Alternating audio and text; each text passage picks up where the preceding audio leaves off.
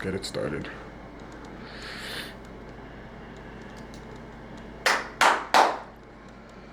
Hello and welcome to the Be a Better Boss podcast. I am your host, Ian Highfield, and this podcast has one very ambitious goal. We are transforming the world through transforming the workplace. In today's episode, we are diving into a lesson that I have taught countless golfers, elite athletes, and sports teams. One that has helped them win tournaments and handle pressure on the world's biggest stage, and most importantly, live happier lives. This simple yet powerful strategy is all about focusing on the process and not the outcome. And here's the kicker: this isn't just for athletes. Businesses absolutely 100% need to adopt this approach too. By shifting the focus from outcomes to controllable processes, leaders can create workspaces where employees will thrive under pressure, avoid burnout, and deliver sustainable higher performance. Okay, so let's get into it. The power of focusing on the process. In my career as a sports psychologist, I've seen firsthand how focusing on the process transforms athletes. And here's why this works. When athletes focus on their score, they focus on the money that they need to win to live. They focus on their ranking. They focus on younger athletes being accepted into college. All of these things are outside their control. It involves someone else. So this creates anxiety. It creates tension. It creates what sports psychologists would term cognitive overload.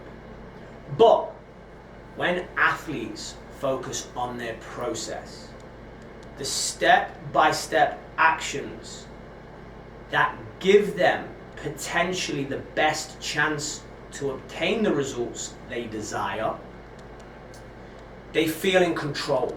It helps them relax. It helps them stay present. It helps them perform at their best. And a relaxed mind is a relaxed body. Process focus helps reduce stress and promotes calm. It's a focused, relaxed state of mind. This translates into physical benefits like less tension, better movement, and ultimately improved performance under pressure. Athletes who embrace process goals don't just succeed in the short term, they build mental behaviors that create resiliency and habits that serve them for life, both on and off the golf course. Let me share you an example of how this approach has helped golfers reach the next level. Mini Tour to European Tour wins would be a great example. Players that I've coached have gone from struggling on mini tours to winning on the European Tour. They've gone from earning literally zero money to paychecks in the realm of 300,000 euros, 500,000 euros, million euros in a year. College teams that compete in the NCAA finals. I've helped college teams climb the rankings and they've made NCAA championship finals. And a key component to this has been helping them focus on processes, the things they control, and really establishing a mindset that disassociates with the outcome. I've had amateur golfers compete in the Masters and the British Open. They have had to handle the pressure at a young age of being televised and going to play golf on the world's biggest stage in front of huge crowds. How do they do this? They develop the ability to focus on the process and disassociate with score. This ultimately has not only led to these athletic successes, the people that were involved in these successes are happier and more equipped for the real world and real life because of this mindset. One of the key tools I use to help athletes stay focused in the process is what I term the process goal scorecard. It's a simple yet effective tool that keeps them grounded in what they can control. Here's simply how it works. Athletes will score themselves on controllable factors. Breath work. Was I mindful and in control of my breathing over the last 2 holes of golf? Balance. Did I maintain my physical and mental balance during the last shot? Tempo.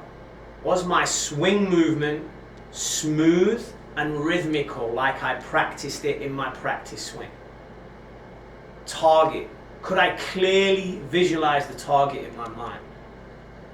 Self-talk. After the shot, is my inner dialogue positive and constructive? Body language. Am I projecting calm and confidence right now? I ask golfers to score the process, and you spend more time scoring this than writing their score on the scorecard. Instead of focusing on their score, they focus on how well they executed the things they can control. This scorecard provides immediate feedback, helping athletes identify areas to improve, as well as staying in the present moment. This has such an impact on performance that the number of research papers and books and superstar quotes in post-match interviews is endless on this topic. Now, how can this lesson be moved from the locker room to the boardroom? Well, most business focus heavily on outcomes, hitting revenue targets, increasing sales, meeting quotas. While these goals are important, they are going to lead to the employee that is accountable for this target to have increased stress and anxiety, to be more prone to burnout and disengagement. And also, often, when all the effort and attention is pushed into a target, sometimes there's a clear lack of strategy to achieve this desired outcome. Imagine if I told a golfer that I work with that was struggling, hey dude, work harder and shoot lower scores. That's what I want you to do. Work harder and shoot lower scores. There's no strategy there, there's no guidance. It's just additional pressure. As their sports psychologist, I would be fired. Yet essentially, this is what many businesses are doing to their employees. We have to give employees the tools that they need, not only on their computer, but in their brain, to achieve the most they can achieve in the business world in the most relaxed and engaging way. So here's how a business could adopt a process-orientated approach. Move away from outcome metrics and define controllable metrics. Identify step-by-step actions that employees can control. For example, sales teams focusing on the number of meaningful client conversations, not just deals closed. Customer service teams measuring response time and quality of interaction, not just customer satisfaction scores. Leaders could provide their staff process scorecards, just like I provide my athletes. Just like in sport, create a scorecard for an employee to evaluate their execution of key processes, their self-talk, their body language, their breathing, their engagement in key performance indicators. Celebrate process wins. Recognize and reward employees for mastering processes, not just achieving outcomes. Provide strategies and support. Equip employees with the tools, training, and support they need to succeed. Let's start treating our employees like athletes, administrative athletes, and build a culture where you emphasize this. Emphasize growth and improvement to your engagement in your day-to-day role, as opposed to overemphasis on perfection and hitting outcome metrics. Encourage employees to learn from their mistakes and redefine their processes in response to these. Over the last decade and a half, that is what I have done with athletes. Focusing on this, putting their human needs at the heart of it, and eventually, bigger picture, it leads to higher performance. So my closing thoughts from the locker room to the boardroom. The lesson's clear. Focus on the process, not the outcome.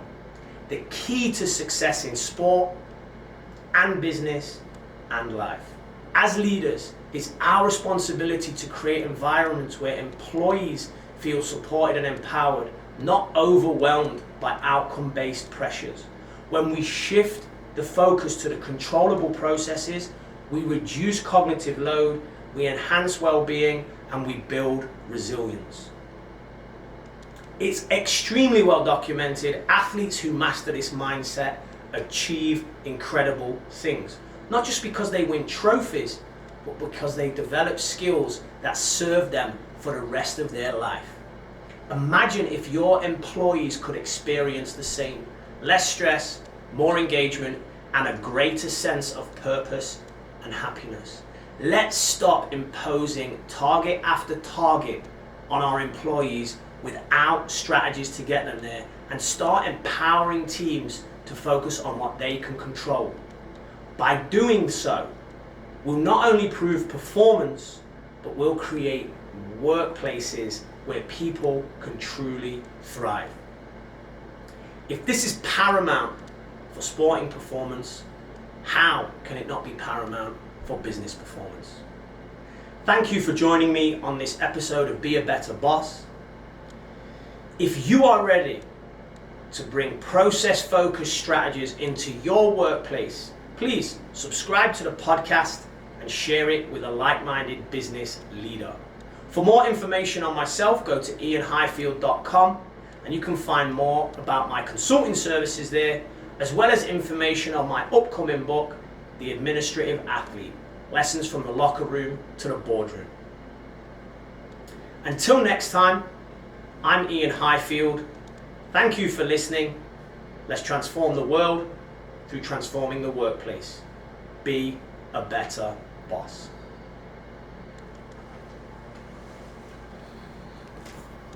That was quite